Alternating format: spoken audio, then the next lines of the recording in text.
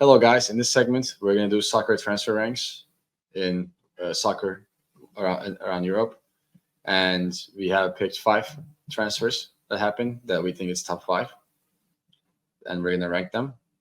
And if you guys have a different opinion than us, please feel free to comment and do your own ranking from these five players.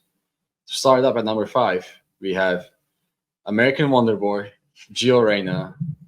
He went on a season, the 6-month loan till the end of the season from Borussia Dortmund to Nottingham Forest, and this will be the second American player in the team this year after their goalkeeper Matt Turner. Now they have Gio Reyna. What do you think about this move? I mean, I think it's not like a huge star. It's not like the other transfers we're gonna talk about really, but it's still a good move. I mean, Nottingham Forest needed that player that was gonna elevate their game a little bit because they have been doing a little better now with Chris Wood's amazing performance, but still, like, I don't think Matt Turner is a great goalkeeper. I don't think so Honestly, like, he's not a Premier League level goalkeeper. I'm sure he can play somewhere else that is like lower level, but still high level. But yeah, they really need good players to stay in the league and actually go up in the table. So, yeah. yeah. I also would rather start if I was the coach. Vladios Okadimos, the Greek goalkeeper they have. He came from Benfica. He has all of your Champions League experience and all that kind of stuff. Yeah, you can try it out.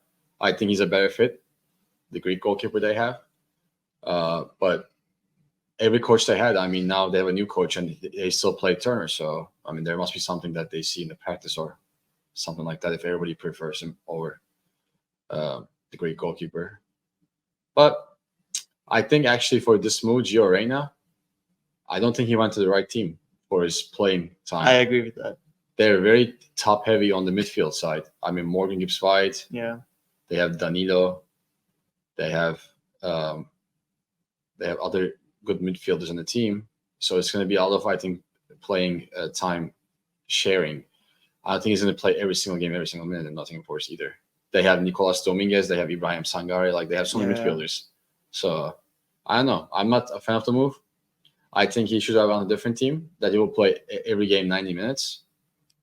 Right now, I think he might be playing similar to Dortmund, maybe a little bit more. I mean, Dortmund, he was playing 10, 15 minutes a game every game. He never started. But yeah, maybe.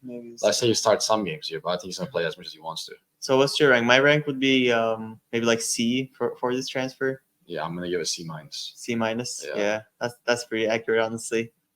Moving on to our next guy, Calvin Phillips. He reminds me of Mehmet Topal when he was younger. Oh, yeah. Fenerbahce player. If you guys don't know, he's Turkish. Mehmet Topal. He was a good player, don't get me wrong. But he was very bland. Yeah. He does certain things really well, but he's not an exciting player.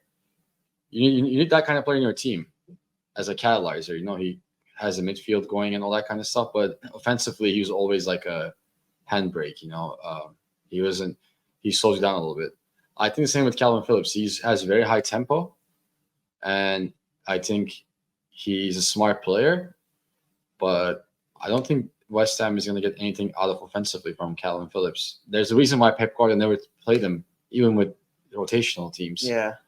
He said he didn't fit right into the system, and he doesn't know how it would work with Calvin Phillips in the midfield because it's just you need certain connections to get the ball forward. And I think Calvin Phillips is a good defensive midfielder, but I don't know if he could play in a higher level Premier League team, even West Ham, who's playing for the European qualification teams usually. I don't know. I think some team like Burnley could use him really well. Like, that kind of team just trying to stay up. But I agree. Yeah, defensively, he doesn't bring anything extra for West Ham, and they all have good midfielders that could play both sides. So, yeah. My problem is not only he's not good offensively, he's also like he makes mistakes defensively as well. Yes. Like I don't remember which match. I think the last match or the one before he did like the big mistake. Like if you're gonna be a defensive midfielder and that's your job, you can't do mistakes. I'm sorry. Like you just pass the ball to your right, pass the ball to your left, pass it to the back. Like if you're not gonna play it forward, don't do any errors when you play it to the back because that's like the easiest pass you can do. Yeah, he played one game and they tied 1-1. From his mistake, they probably won that game 1-0 if he didn't do that mistake. Yeah, exactly. So my transfer rank for this is, again, C. I think so too. C plus at best. Yeah, at best, literally. All right, moving on to our next one, Timo Werner. I actually really like this transfer because since Harry Kane left, Son was more of like a skipper role, and he was like trying to produce goals, which he did a great job at. But I feel like they could also use him as a playmaker as well in the winger. So when Werner is here now, like they can rotate. Werner can help to score. I mean, I say that, but now like for the past few games that he's played, he's Richarlison obviously, but Werner has been assisting so far. I actually think this is the best transfer of this window so far. I've always been actually a fan of his game. When he was at Chelsea, as you guys will remember, he was getting a lot of criticism, but I think he was underrated. He'll always step on the big moments. He does miss some opportunities. He's not the best finisher. Yes. But he's a very valuable player to the team. You always need a player like that. And also, just his speed itself is going to get him playing time in any team because nobody has that speed really. And he's really fast, guys. Like, he can always make plays. Yeah, good passing too. Yes. What's your rank for this? A-. A-? I think this is the best transfer of the list. Yeah, I'll go with A- as well. I think that's a pretty accurate. Yeah, I think it's A-. Especially for Tottenham because Tottenham is not really having any depth. Now you have a 4 up top with Brennan Johnson, Son, Richarlison, and Timo Werner. It's really good. Definitely a good transfer. I think they will be qualifying to Champions League. Yeah. So we have a wonder kid now, Claudio from River Plate to Man City. What do you think about him? I actually don't know much about Claudio Echeverri. Same here. It was a surprising move, and they invested 12.5 million to this transfer. Yes. From River Plate. Their last move from Argentine League actually was Julian Alvarez, and that played out really well. Well, yeah. So if Pep Guardiola approved this transfer, there's got to be big hopes and big trust on why they signed them. So obviously it's early to tell, but guys, it's Manchester City. If they're making a transfer like this to an unknown person with that much money, they know something that we don't. Nobody really knew who Julian Alvarez was either. Yeah. And now he's one of the best strikers in Europe, and he plays in the team with Holland, and he still does a really good job. So I'm gonna say B for potential, but this could turn into an A+ really quick if he comes in and makes a huge impact. Yeah, I agree. I think I would say a C for potential because I don't know. And if you guys say because you watched a few skill videos on YouTube and you comment, oh, how can you not know? I know. You don't. Don't lie to yourselves. But yeah, for potential, definitely A because it's a Pep transfer. He's the best coach in the world right now. So yeah, I say C, but it's an A. For if you guys watch Argentine League, please drop a comment and let us know what your thoughts are because we're actually curious to find out more about this kid. Yeah. So if anybody follows the league, let us know what your thoughts are. And our last transfer, Jadon Sancho, went from Man United to Borussia Dortmund. He went back to his club. I think this is actually the best thing that could have happened to him. Obviously, it's a very strange situation in Manchester United because he publicly said he's not going to apologize. That was his only thing to come back. Ten Hag just wanted an apology. Yeah. And he said no. So we don't know what exactly happened in that locker room. I mean, everybody hears rumors, but for him to not even apologize and for his only try to return, that means there's a serious problem with him and Ten Hag. So I actually think he's actually been playing well too. He made some assists in Bundesliga.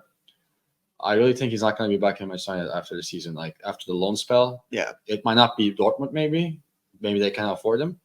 But I don't see him staying in United after either. I don't think so either. And I think he dodged a bullet really because everyone wants to get out of Man United, honestly. Especially with Ten Hag having problems with everybody in the squad.